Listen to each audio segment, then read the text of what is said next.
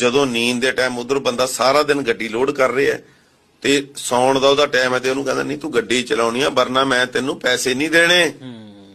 ਫਿਰ ਉਹ ਆਦਾ ਪਹਾੜਾ ਤੇ ਆਪਦੀ ਗੱਡੀ ਸੇਫ ਕਰਨ ਵਾਸਤੇ ਫਿਰ ਹੋ ਸਕਦਾ ਅੱਧਾ ਚਮਚਾ ਭੁੱਕੀ ਦਾ ਖਾਂਦੇ ਹੋਣ। ਜੀ ਜੀ ਠੀਕ ਹੈ ਨਾ ਜੀ। ਉਹਨੇ ਸਭ ਕੁਝ ਦੇਖਣਾ।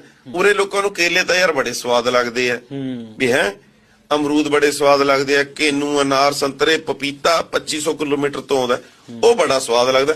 ਉਸੇ ਡਰਾਈਵਰ ਨੇ ਲਿਆਂਦਾ ਪਿਆ ਹੁੰਦਾ ਉਹ ਜਿਹਨੂੰ ਇਹ ਨਸ਼ੇੜੀ ਦੱਸਦੇ ਆ। ਤੁਹਾਡੇ ਘਰ ਤੱਕ ਦੀ ਬੱਤੀ ਤਾਂ ਜਗਦੀ ਹੈ, ਤੁਹਾਡੇ ਘਰ ਦੇ ਪੀਪੇ ਚ ਆਟਾ ਤਾਂ ਹੈ ਜੇ ਡਰਾਈਵਰ ਤੁਹਾਡੇ ਲਈ ਕੰਮ ਕਰ ਰਹੇ ਆ। ਅਸਲੀ ਸੱਚ ਤਾਂ ਹੈਗਾ ਇਹ। ਠੀਕ ਹੈ, ਉਹਨਾਂ ਦਾ ਜਿਹੜਾ ਟਾਈਮ ਹੈਗਾ ਉਹ ਵੱਧ ਜੇ। ਇੱਕ ਬੰਦਾ ਜੇ 8 ਘੰਟੇ ਡਿਊਟੀ ਕਰਦਾ ਹੈ ਜੀ ਜੀ, ਮੇਰਾ ਮੇਰਾ ਖਿਆਲ ਸਾਡੇ ਡਰਾਈਵਰ ਮੈਨੂੰ ਲੱਗਦਾ ਵੀ 12 ਤੋਂ 13 ਘੰਟੇ ਬਿਨਾਂ ਨਸ਼ੇ ਤੋਂ ਗੱਡੀ ਚਲਾ ਸਕਦੇ ਆ। ਉਹਨਾਂ ਦੀ ਲੌਗ ਬੁੱਕ ਲੱਗੇ ਨਾ 12-13 ਘੰਟੇ ਚਲਾਉਣ ਨਾ ਗੱਡੀ ਉਹ ਸੌਣ ਦੇ ਟਾਈਮ ਤੇ